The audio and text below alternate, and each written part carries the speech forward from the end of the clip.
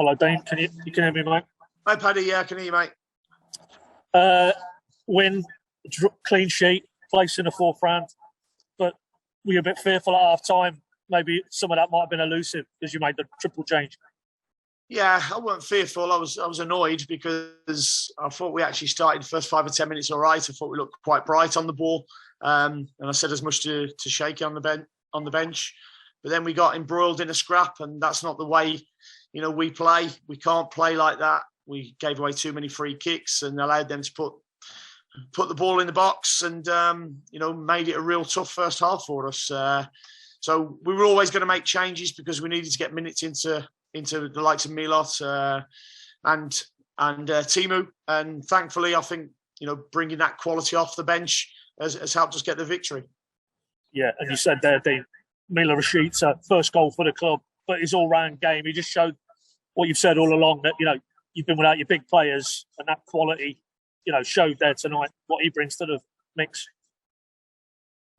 Yeah, it certainly wasn't a pretty game. It wasn't anything I didn't expect from Charlton. I thought they would be right up for this and make it a proper FA Cup tie. But I wanted us to control the tempo, and didn't think we did that. We weren't good enough on the bench on the ball. But fortunately, the bench has helped us out today at half time, and I think we've only had one shot in the first half, which wasn't good enough. But second half was a lot better. You said you were a little bit angry and frustrated. Did you have to get that across to your players at half time, that we needed more, you needed to see more?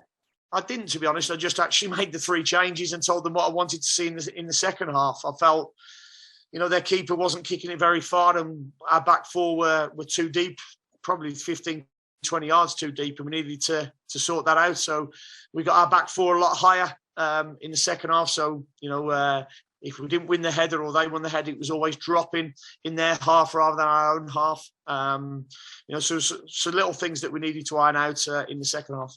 You said on Friday you want to win games, you like winning games of football. I know it's not the Premier League today, but what can that do? Because a win, clean sheet, bit of extra belief now.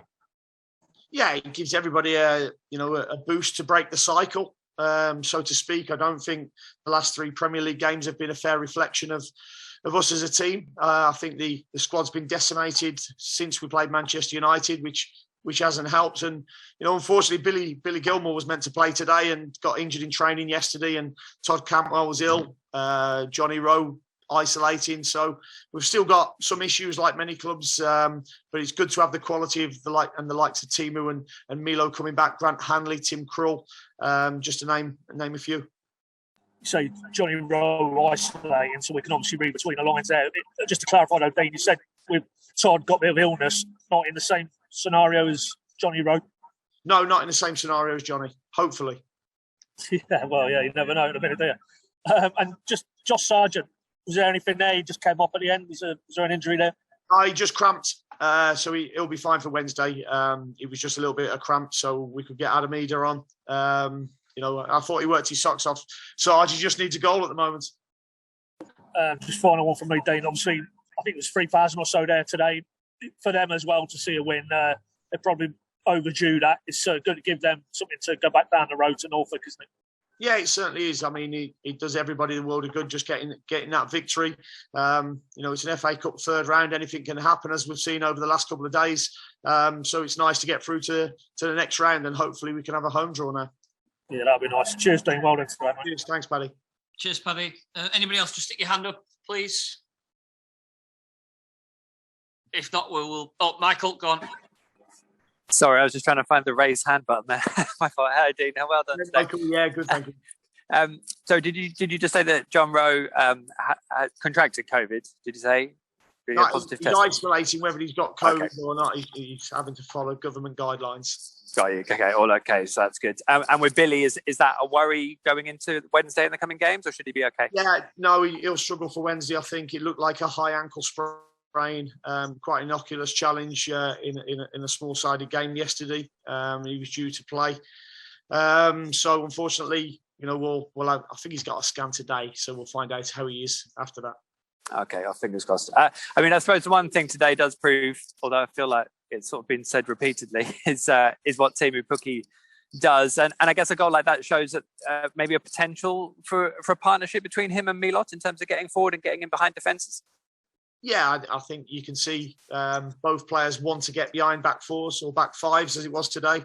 And both players will score goals, but we still have to win enough possession to feed them. I didn't think our quality was good enough in the first half, but it was better in the second half, and it was quality ball down the side, and Timu good cross for Milo. So hopefully now we've got Timu back from COVID, and we've also got Milo coming back from an injury. And just finally, I mean, Grant Hanley's got through 90 minutes there. Is that now sort of 3 centre-backs up to full strength and good options for you now? I mean, that's great for Grant to have completed that. Yeah, no, it's much better. And he's been having a course of injections as well to get him through. He's a hardened professional, as we all know, and that 90 minutes will certainly do him the world of good. Brilliant. Cheers, Dean. Thank you. Cheers. Thanks, Michael. And finally, Neil, please. Neil. Yeah, hi, Dean. Just check, after the goal, a fan came on. It's difficult to tell. Was that joining the celebration? Was that something a bit more worrying? What was your view of it?